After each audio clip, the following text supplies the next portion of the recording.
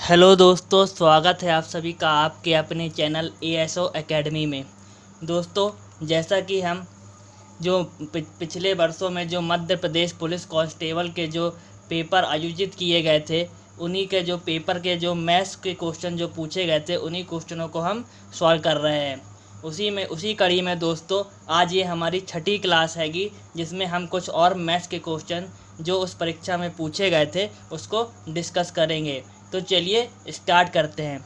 उससे पहले दोस्तों, यदि आपने चैनल को सब्सक्राइब नहीं किया है तो चैनल को ज़रूर सब्सक्राइब कर दीजिए दोस्तों, और बेल आइकन को दबा दीजिए ताकि हमारे आने वाले सारे वीडियो की जानकारी आपको आसानी से मिल सके। और दोस्तों, वीडियो को अधिक से अधिक लोगों को शेयर ज़रूर कीजिए। तो चलिए वीडियो को स्टार्ट करते हैं। दोस्तों, हमारा पहला क्वेश्चन है,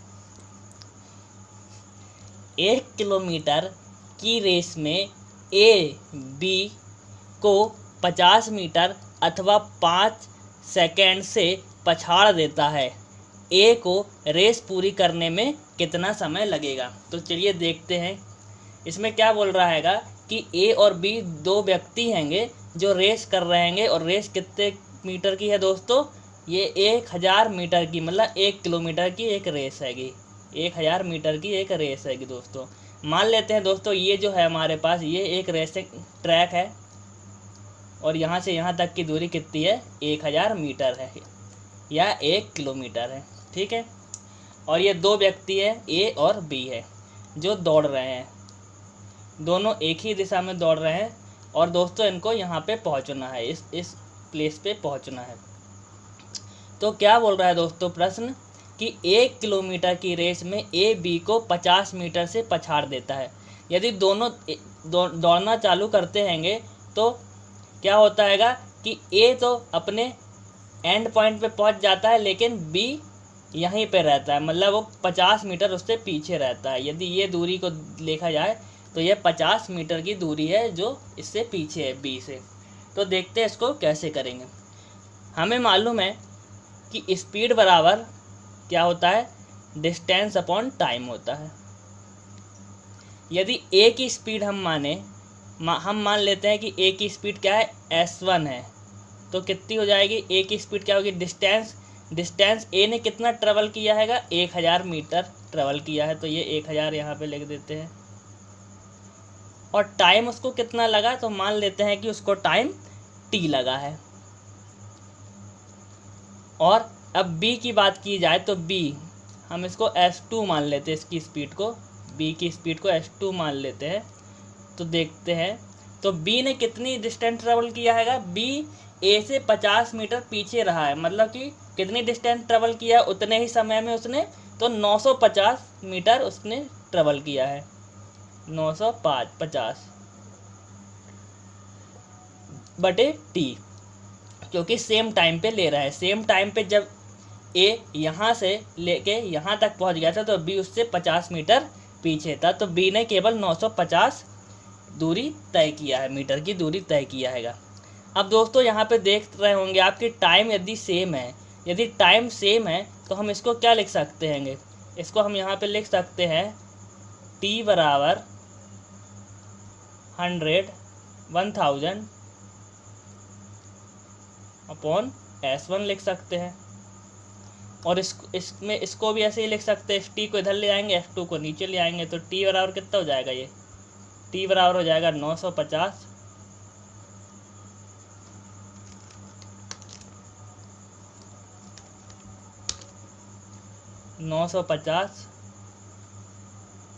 बटे s2 हो जाएगा ये। अब देख रहे हैं आप कि यदि t बराबर है तो हम इन दोनों को बराबर लिख सकते हैं। यदि t की वैल्यू बराबर है, टाइम बराबर है, तो इन दोनों को बराबर लिख सकते हैं। तो बराबर कैसे लिखेंगे? 1000 बटे s1 बराबर 950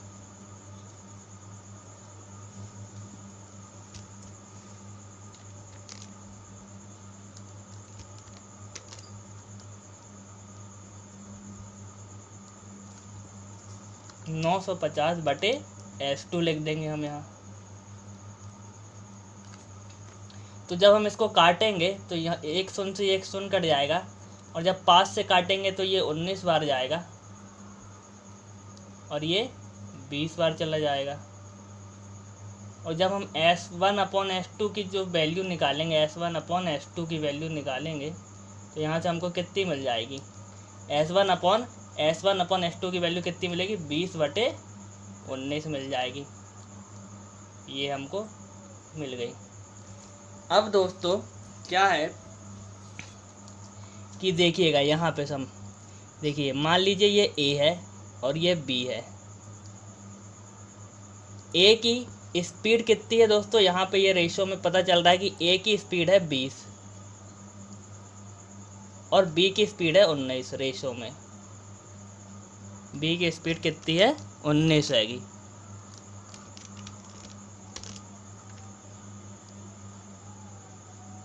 है ये दोस्तों किसका रेशो है, ये जो है हमारे पास स्पीड का रेशो है। दोस्तों हम जानते हैं यहाँ पे देखिए, स्पीड बराबर होता है डिस्टेंस अपॉन टाइम। और यदि दोस्तों डिस्टेंस सेम है, यदि दोनों के लिए डिस्टेंस तो सेम है, यहाँ से यदि इसको यहाँ पे पहुँचना है तो 1000 मीटर दोनों को दौड़ना है। यदि दोस्तों डिस्टेंस सेम है, मतलब डिस्टेंस यदि कांस्टेंट है कर दे, तो स्पीड किसके प्रोपोर्शनल हो जाएगा, इन्वर्सली प्रोपोर्शनल हो जाएगा टी के। मतलब जो स्पीड हैगा वो व्युत्क्रमानुपाती होगा किसके, समय के। तो इसका क्या मतलब है दोस्तों, इसका मतलब ये हैगा कि यदि व्युत्क्रमानुपाती है, इन्वर्सली प्रोपोर्शनल है, तो यदि इस यहाँ पे स्पीड इसकी 20 है और B की स्पीड कितनी है, 19 है, तो इसमें जो टाइम लगेगा इसका उल्टा लगेगा। मतलब A को अब 19 लगेगा और इसको कितना लगेगा, 20 लगेगा। ठीक है दोस्तों, तो टाइम का रेशो हमको यहाँ से मिल गया। आई होप आप लोग समझ गए होंगे। तो अब देखिए आगे, यहाँ पे दोनों दोस्तों टाइम का जो डिफरेंस है कितना है, 1 का डिफरेंस है। तो 1 बराबर कितना हो जाएगा, और हमको यहाँ पे प्रश्न में दिया है कि 5 सेकंड से पछाड़ देता है। मतलब ओरिजिनल वैल्यू कितनी दी है, 5 सेकंड दी है, तो 1 बराबर हमारा 5 के बराबर हो गया। अब क्या बोल रहा है, तो A को रेस पूरी करने में कितना समय लगेगा। A के द्वारा टाइम कितना लिया गया है, 19। तो कुछ नहीं करना है, 19 से गुणा कर देना है, तो कितना हो जाएगा, ये 95 सेकंड इसका राइट आंसर हो जाएगा। ये ऑप्शन नंबर 3 95 सेकंड इसका राइट आंसर हो जाएगा। चलिए अगला क्वेश्चन देखते हैं।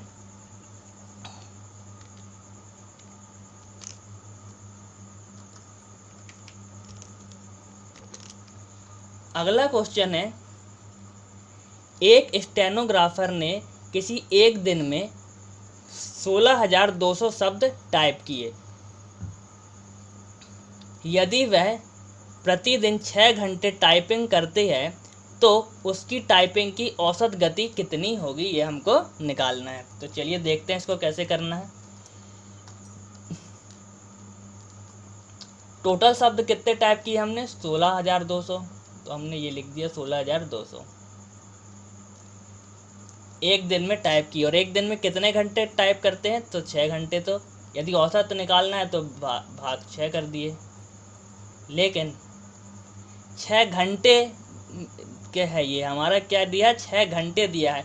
और हम ऑप्शन में देख रहे होंगे कि हमको जो आंसर है वो मिनट में है, शब्द प्रति मिनट में निकालना है।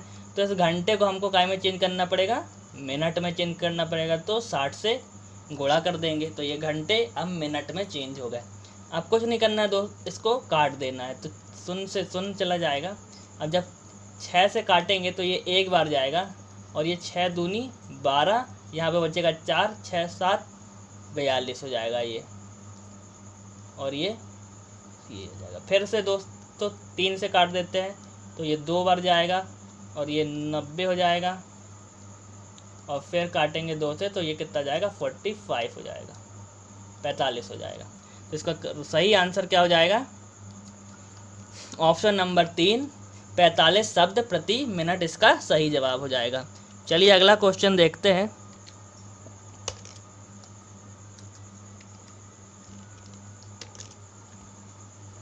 अगला क्वेश्चन है, फाइंड द एवरेज, औसत निकालिए।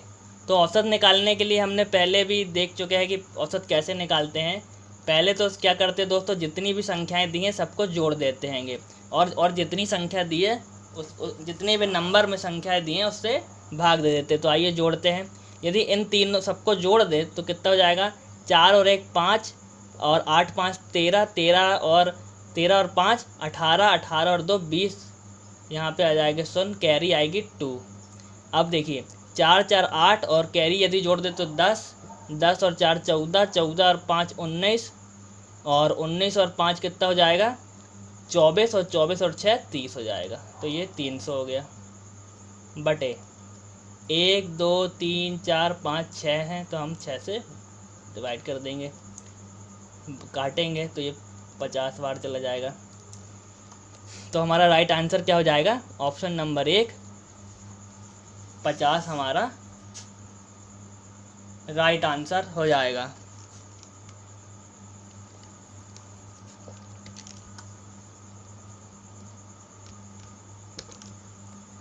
ठीक है, तो आई होप आप लोगों को समझ में आ गया होगा। चलिए अगला क्वेश्चन देखते हैं।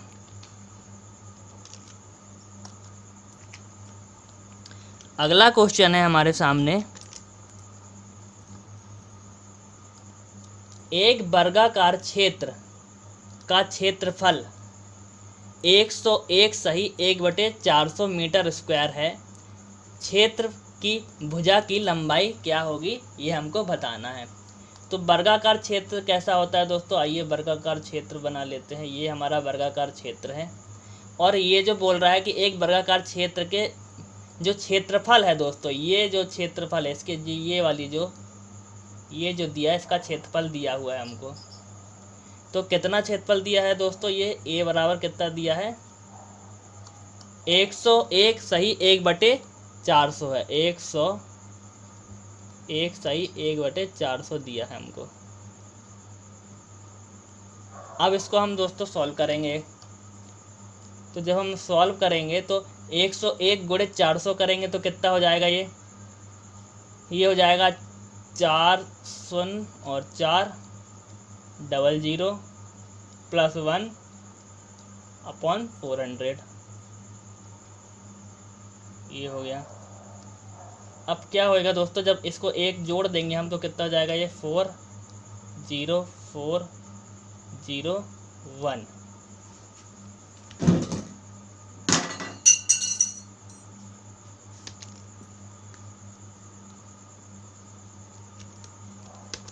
कितना हो जाएगा दोस्तों 40401 अपॉन 400 हो जाएगा। ठीक है दोस्तों, अब देखिए अब क्या करना है। ये तो हमको मिल गया, एरिया दिया है हुआ है दोस्तों, जो हमने इसको सॉल्व कर लिया है। दोस्तों हमको मालूम है कि जो वर्ग का जो क्षेत्रफल होता है वो क्या होता है, वर्ग का जो क्षेत्रफल होता है वो क्या होता है ए स्क्वायर, मतलब भुजा का वर्ग, भुजा का स्क्वायर इसका क्षेत्रफल होता है। तो यदि मान लेते यदि इसकी भुजा ए है दोस्तों, तो इसकी चारों भुजाएं ए होंगी, इसकी चारों भुजाएं ए होगी। तो इसका क्षेत्रफल कैसे निकालते, क्षेत्रफल क्या होता है दोस्तों, लंबाई गुणित चौड़ाई होता है। तो इसकी लंबाई भी ए है, चौड़ाई भी है, तो ए स्क्वायर हो जाएगा। तो ए स्क्वायर की वैल्यू कितनी हो जाएगी यहाँ से दोस्तों, ये हो जाएगी 40401 अपॉन 400 हो जाएगी ये। ठीक है, और जब हम इसको वर्ग निकालेंगे, इसका ए की वैल्यू निकालेंगे तो क्या हो जाएगा दोस्तों, ये अंडर रूट 40401 अपॉन 400 हो जाएगा। ठीक है, अब देखिए तो यहाँ से ए की वैल्यू हमारे पास कितनी निकल के आएगी। मैं ए की वैल्यू दोस्तों डायरेक्ट लिख दे रहा हूँ यहाँ पे कि ए की वैल्यू कितनी आएगी।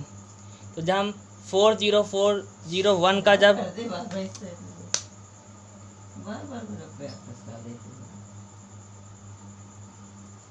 की वैल्यू निकालेंगे दोस्तों तो कितनी आएगी, तो ये आएगी 201। इसका यदि वर्ग निकालेंगे दोस्तों तो कितना आएगा, 40401 का वर्ग निकालेंगे तो 201, और 400 का वर्गमूल कितना होता है 20 होता है। और जब दोस्तों इसको काटेंगे तो कितने बार ये ए की वैल्यू क्या आ जाएगी हमारे पास 10, 10.05 आ जाएगी दोस्तों। ठीक है, इसको यदि हम काट दें, देखिए तो काट देंगे तो 10.05 हमारी राइट आंसर है। तो भुजा क्या हो गई, ए बराबर कितना आ गया हमारे पास, ऑप्शन नंबर 4 10.05 मीटर हमारा राइट आंसर हो गया। तो चलिए दोस्तों अगला क्वेश्चन देखते हैं।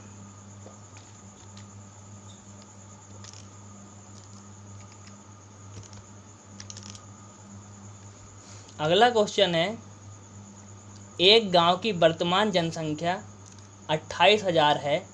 यदि यह 5% प्रति वर्ष की दर से बढ़ती है तो 2 वर्ष बाद जनसंख्या होगी। बहुत ही बढ़िया क्वेश्चन है, आइए देखते हैं कैसे करेंगे। वर्तमान जनसंख्या क्या दी है, 28,000 दी है, और यदि 5% प्रति वर्ष की दर से बढ़ती है तो 2 वर्ष बाद कितनी जनसंख्या होगी, ये हमको बताना हैगा।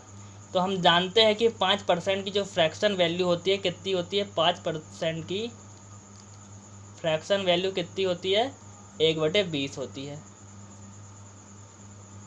मतलब कि क्या हुआ दोस्तों कि यदि वर्तमान में जनसंख्या 20 है तो एक कितनी हो जाएगी, 21 हो जाएगी।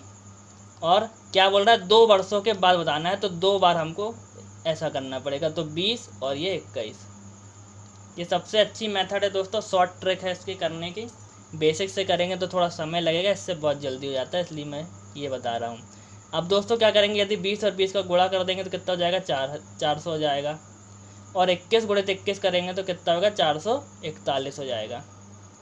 ठीक है, अब क्या है दोस्तों, ये जो है, ये वाली जो हमारे पास आई है संख्या, ये वर्तमान जनसंख्या को रिप्रेजेंट कर रही है, और ये वाली जो संख्या आई है ये 2 वर्षों के बाद की जनसंख्या हैगी, जो बढ़ के बताई जा रही है कि 441। लेकिन ये एक्चुअल वैल्यू नहीं है दोस्तों। एक्चुअल वैल्यू क्या है, वर्तमान ये क्या है, 400 तो हमने जो निकाला, और एक्चुअल वैल्यू कितनी दी है क्वेश्चन में, 28,000, तो उसके बराबर कर देते हैं।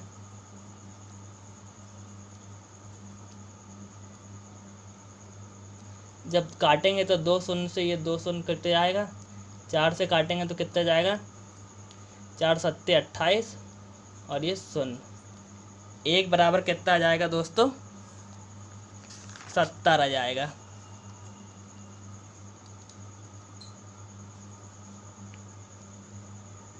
एक बराबर कितना आ गया, 70 आ गया। अब क्या आएगा, अब हमको क्या है, 2 वर्षों के बाद निकालनी, तो 2 वर्षों की जनसंख्या कितनी जाएगी, 441 हमको यहाँ पे पता चल रहा है रेशो में, तो ये 441 से मल्टीप्लाई कर देंगे, तो ये शून्य वैसे ही लिख देते हैं। 7 एकम 7, 7 चौको 28, कैरी आई 2, 7 चौको 28, 29, 30। तो राइट आंसर कितना हो जाएगा दोस्तों, 30,870, 30,870, ऑप्शन नंबर 3 हमारा राइट आंसर हो जाएगा। तो दोस्तों ये मेथड आपको अच्छे से समझ में आ गई होगी, सक्सेसिव लगा हुआ है दोस्तों यहाँ पे, बहुत ही बढ़िया मेथड है ये। चलिए अगला क्वेश्चन देखते हैं।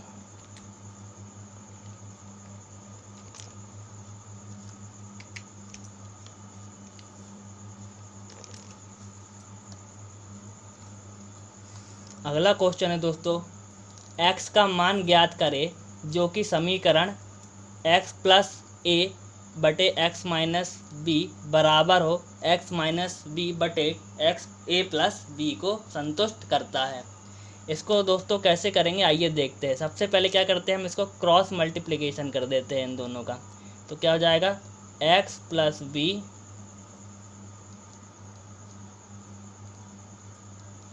और x प्लस ए प्लस बी हो जाएगा।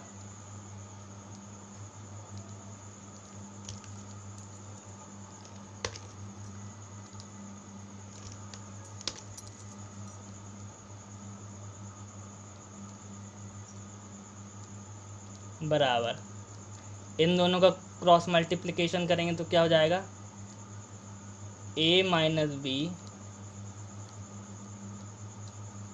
और x माइनस बी, ये हो गया। अब हमको सेटिस्फाई करना है कि ये दोनों इक्वेशन संतुष्ट हो रही है कि नहीं, इसके किस मान से, तो इसको हम ऑप्शन के थ्रू करेंगे।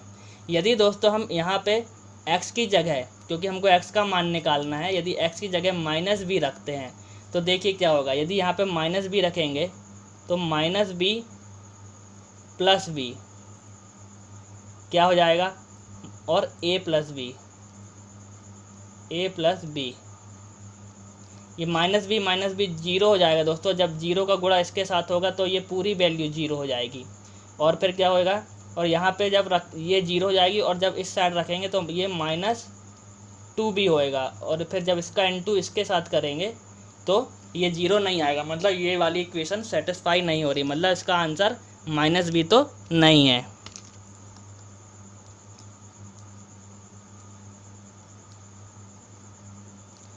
अब क्या करेंगे दोस्तों, दूसरा आंसर चेक करेंगे। इसकी जगह हम -a रख के देखते हैं x की जगह क्या होता है। तो यहाँ पे रखे हमने -a प्लस b और a प्लस b हो गया ये।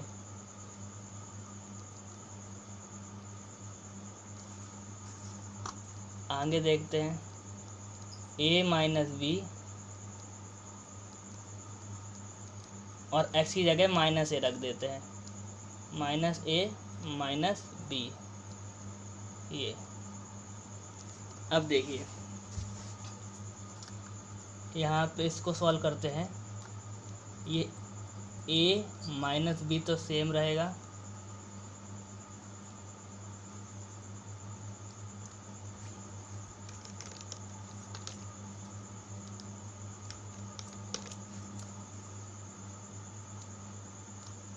यहाँ पे यदि माइनस कॉमन ले ले दोस्तों तो क्या हो जाएगा, ये a प्लस बी हो जाएगा ये, ठीक है। ये इसके साथ माइनस इनटू में है, ठीक है, माइनस। अब देखिए यदि इस माइनस का गुणा हम इसके साथ कर दें, ये वाली इक्वेशन के साथ कर दें, तो ये क्या हो जाएगी, -a plus B,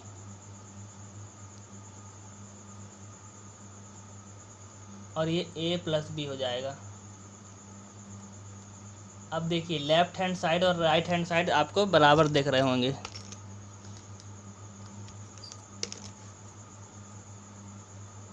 a plus B यहाँ पे भी है, a प्लस बी यहाँ पे भी है, -a प्लस बी और -a प्लस बी, मतलब हमारी इक्वेशन जो है सेटिस्फाई होगी, मतलब हमारा करेक्ट आंसर क्या हो जाएगा, -a हमारा करेक्ट आंसर हो जाएगा। ठीक है दोस्तों, तो हमारा करेक्ट आंसर क्या हो जाएगा, -a हमारा करेक्ट आंसर हो जाएगा। चलिए अगला क्वेश्चन देखते हैं।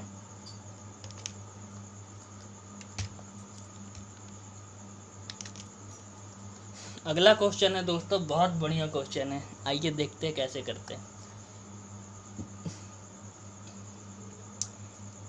AB और CD दो समांतर रेखाएं हैं। अनुप्रस्थ रेखाएं PQ AB को E पर और CD को F पर काटती हैं। क्या बोल रहा है दोस्तों कि AB और CD दो समांतर रेखाएं, ये जो रेखाएं दी हैं AB और ये वाली CD, ये दोनों कैसी रेखाएं हैं, समांतर रेखाएं हैं, ठीक है ना। समांतर रेखाओं का क्या मतलब होता है दोस्तों कि इन दोनों की जो बीच की दूरी है वो हर पॉइंट में समान है, इसलिए ये दोनों रेखाएं समांतर हैं। आगे बोल रहा है अनुप्रस्थ रेखा PQ, जो ये जो रेखा है दोस्तों, ये जो तिर्यक छेदी रेखा है, ये क्या है, PQ AB को, ये जो हमारी रेखा है AB, इसको E पॉइंट पे काट रही है, तो ये बोल रहा है, और CD को, यही रेखा CD को F पॉइंट पे काट रही है, ठीक है, इतना हो गया। अब आगे क्या बोल रहा है, यदि एंगल AEP बराबर y है, एंगल AEP बराबर कितना है, ये वाला जो एंगल दिया हुआ है दोस्तों, हमको कितना दिया है, y दिया है।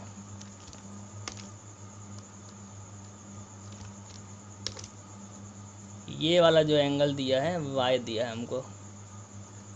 आगे देखते हैं, एंगल PEB x है, PEB ये वाला एंगल कितना है, x है, ठीक है। और एंगल DFQ ये वाला एंगल कितना है दोस्तों, ये वाला एंगल दिया है 3x, ये वाला एंगल 3 है। तो y का मान निकालना है हमको, कैसे निकालेंगे चलिए देखते हैं दोस्तों। यदि ये वाला एंगल 3x है तो ये वाला एंगल कितना होगा, ये भी 3x होगा दोस्तों, क्योंकि ये शीर्षाभिमुख कोण है। ठीक है, यदि ये एंगल 3x है तो ये वाला एंगल भी 3x होगा। और क्यों होगा? क्योंकि शीर्षाभिमुख कोण है। अब देखिए, यदि ये वाला एंगल दोस्तों, यदि ये कितना है, x है, तो ये वाला भी x होगा, क्योंकि ये भी शीर्षाभिमुख कोण है। और ये y है, तो ये वाला भी y होगा, क्योंकि ये भी शीर्षाभिमुख कोण है। ठीक है,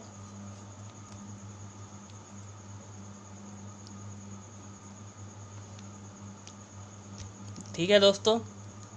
तो चलिए यहाँ पे और एक और चीज़ बता देते हैं दोस्तों, यहाँ पे कि ये वाला जो, यदि इसको यहाँ पे ना लिख के ये वाला एंगल हम यहाँ पे लिख दें, ये वाला जो एंगल है, ये वाला जो एंगल है दोस्तों, इस एंगल के b बराबर होगा। ठीक है, तो ये देखिए कैसे, ये वाला एंगल इस एंगल के बराबर होगा। और दोस्तों यहाँ पे एक आपके लिए होमवर्क है, आपको कमेंट करके बताना है कि ये किस एंगल, इस एंगल को क्या बोलते हैं जिसके कारण ये बराबर हो रहा है। तो ये भी कितना हो जाएगा, 3x हो जाएगा। ठीक है, चलिए थोड़ा, हाँ ठीक है। अब देखिए दोस्तों, ये एक रेखा है, आप जानते होंगे कि एक रेखा के बीच, एक रेखा को यदि दो भागों में कोई दूसरी रेखा काटती है तो जो दो एंगल बनते हैं उनके, उस एंगल का योग कितना होता है, 180 डिग्री होता है। तो हमारे यहाँ पे कितने एंगल बन रहे हैं, दो एंगल बन रहा है, एक x बन रहा है और एक 3x बन रहा है दोस्तों। तो x प्लस 3x बराबर कितना हो जाएगा, 180 डिग्री, 180 डिग्री हो जाएगा। और जब हम इसको सॉल्व करेंगे तो कितना जाएगा, ये 4x बराबर 180 हो जाएगा।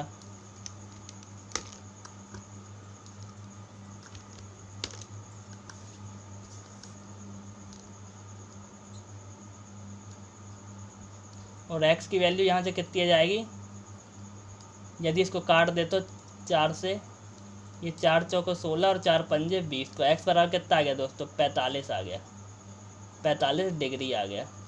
ठीक है, अब देखिए दोस्तों, यदि ये हमको 45 मिल गया, x बराबर यहाँ पे कितना मिल गया, हमको 45 मिल गया, ये वाला एंगल कितना मिल गया, 45 मिल गया, तो हमको ये वाला एंगल निकालना है y। ये भी दोस्तों, ये भी एक लाइन है AB, और उसको एक रेखा दो भागों में काट रही है, तो उनके जो योग होगा वो कितना होगा, दोनों एंगलों का, वो भी 180 होगा। तो मतलब x प्लस y बराबर कितना हो जाएगा, 180 डिग्री। और x की वैल्यू हमारे पास कितनी है, 45 है, प्लस y बराबर 180 डिग्री। तो y बराबर कितना जाएगा दोस्तों, यहाँ से y बराबर आ जाएगा 135 डिग्री। तो आपका राइट आंसर क्या हो जाएगा, ऑप्शन नंबर 1, 135 डिग्री आपका राइट आंसर हो जाएगा। चलिए दोस्तों अगला क्वेश्चन देखते हैं।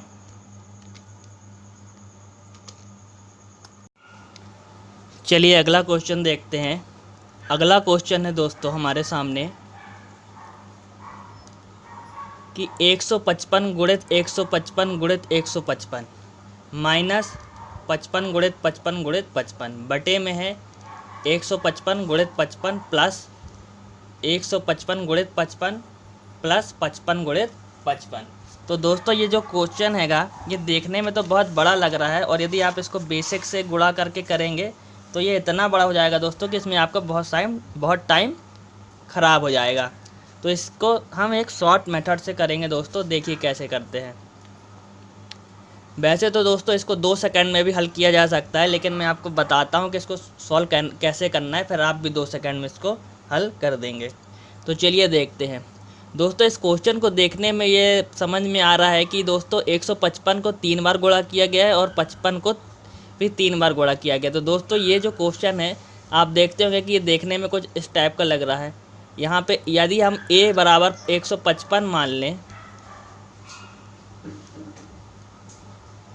और b बराबर 55 मान लें, तो देखिए ये क्वेश्चन जो है कैसा दिख रहा है, A Q minus B Q बटे ए क्यू ए स्क्वायर दोस्तों plus A B plus B square. आपको ये ऐसा दिख रहा होगा यदि a बराबर 155 और b बराबर हम 55 मान लें।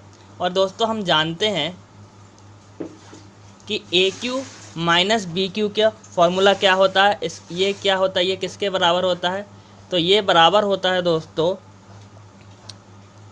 a minus B bracket close A square plus A B plus B square के बराबर होता है ये, ठीक है। और नीचे क्या लिखा हुआ है, A square plus A B plus B square, ठीक है। तो ये देख रहे होंगे आप कि इससे ये वैल्यू कट जाएगी। अब हमारे पास क्या बचेगा, केवल a माइनस बी बचा हैगा। तो हमको a माइनस बी की वैल्यू बस निकालनी है। तो a माइनस बी का मतलब क्या हुआ, 155 माइनस 55, तो कितना आ जाएगा हमारे पास, 100 आ जाएगा। तो हमारा राइट आंसर क्या हो जाएगा, 100 हो जाएगा। ऑप्शन नंबर 2 100 इसका राइट आंसर हो जाएगा। तो आपको ये सब जो मैंने बताया ये सब नहीं करना था, आपको देखना था कि डायरेक्ट ये क्वेश्चन दिया है, मतलब इसका आंसर a माइनस बी होगा। तो आपको a माइनस बी मतलब 155, बस आप 2 सेकंड में कैसे करेंगे, 155 माइनस 55 100, बस 2 सेकंड भी नहीं लगेगा। तो आपको ऐसे करना था। चलिए अगला क्वेश्चन देखते हैं।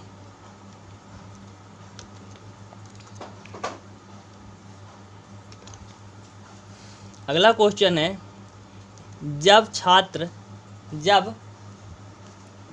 छात्र जब 30% अंक प्राप्त करता है तो 50 अंकों से अनुत्तीर्ण हो जाता है। एक अन्य छात्र जब 230 अंक प्राप्त करता है तो 30 अंकों से उत्तीर्ण हो जाता है। तब निम्न में से कौन से कुल अधिकतम अंक क्या है, हमको मैक्सिमम मार्क्स निकालने हैं, कितने हो सकते हैं, अधिकतम अंक निकालने हैं। तो देखते हैं कैसे करेंगे। मान लेते हैं कि कोई 2 स्टूडेंट है, एक स्टूडेंट ए है और दूसरा स्टूडेंट बी है।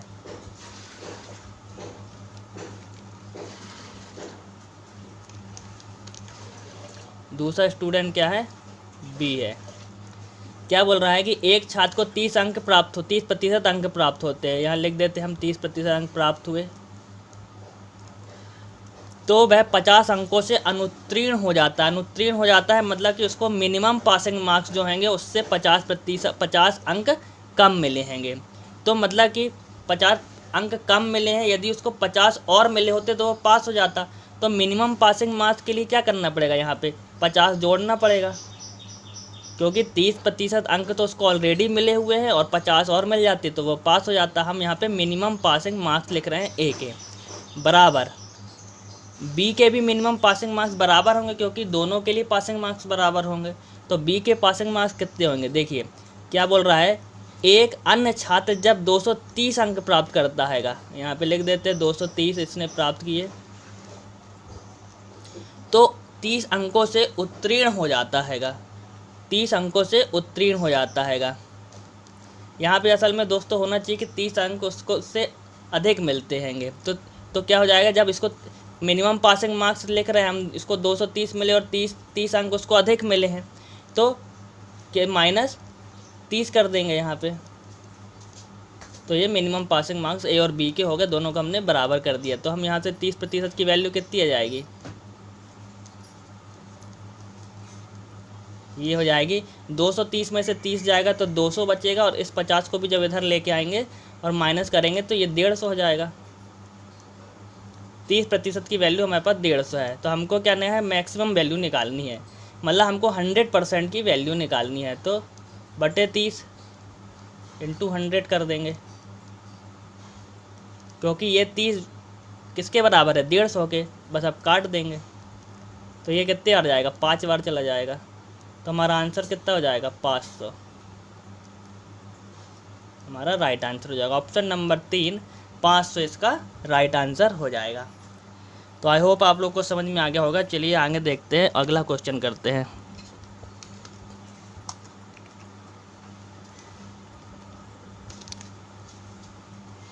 अगला क्वेश्चन है हमारे सामने कि 10 सेंटीमीटर त्रिज्या के एक वृत्त की दीर्घतम जीवा की लंबाई हमको बताना है। दोस्तों दीर्घतम जीवा की लंबाई बताना है।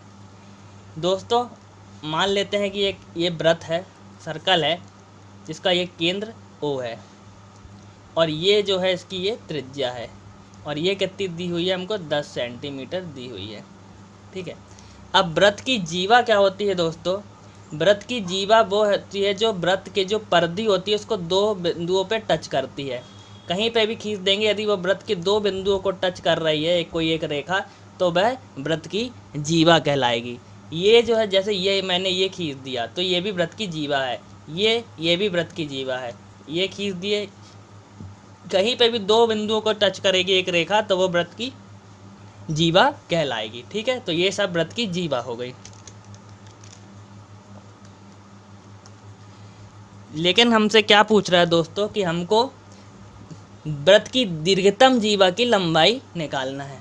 और वृत्त की दीर्घतम जीवा की लंबाई कैसे निकालेंगे दोस्तों? वृत्त की दीर्घतम जीवा वह होती है जो वृत्त के केंद्र से होकर गुजरती है, वह वृत्त की दीर्घतम जीवा कहलाती है। तो मतलब वृत्त का केंद्र O हमने ये माने, तो इस केंद्र से होकर गुजर रही ये रेखा हैगी AB, तो ये क्या कहलाएगी? वृत्त की दीर्घतम जीवा कहलाएगी। यहाँ पे भी एक रेखा खींचेंगे, ये भी जीवा कहलाएगी, लेकिन ये दीर्घतम नहीं होगी, सबसे बड़ी नहीं होगी, क्योंकि जैसे जैसे केंद्र से दूरी बढ़ती जाएगी तो जीवा की लंबाई कम होती जाएगी और जैसे जैसे केंद्र के पास आते जाएंगे तो जीवा की लंबाई बढ़ती जाएगी और केंद्र में जीवा की सबसे बड़ी लंबाई होगी। तो इसलिए हमसे ये पूछा, तो हमको AB की वैल्यू निकालना। और दोस्तों हम जानते हैंगे कि जो वृत्त की जो सबसे बड़ी जीवा रहती हैगी वो क्या होती है? वो रेडियस की दुगनी होती है, त्रिज्या की दुगनी होती हैगी।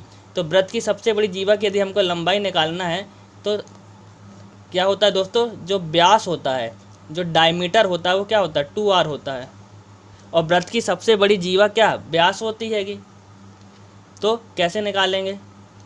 2 × r, r की वैल्यू कितनी है? 10 दी हुई है, तो यहाँ पे 20 कर देंगे तो हमको ये डायमीटर मिल जाएगा। और डायमीटर ही वृत्त की सबसे बड़ी जीवा होती हैगी। तो हमारा आंसर क्या हो जाएगा? 20। ऑप्शन नंबर 3 हमारा 20 सेंटीमीटर हमारा राइट आंसर हो जाएगा दोस्तों। तो दोस्तों ये रहा हमारा आज का वीडियो। आपको कैसा लगा कमेंट करके बताइएगा और वीडियो को लाइक कीजिएगा। और यदि आप चैनल में नए हैं और चैनल को सब्सक्राइब नहीं किया है तो चैनल को सब्सक्राइब कर दीजिएगा। और दोस्तों ऐसे ही और वीडियो आपके लिए लाते रहेंगे। जब तक के लिए बने रहिए एसो एकेडमी के साथ। धन्यवाद।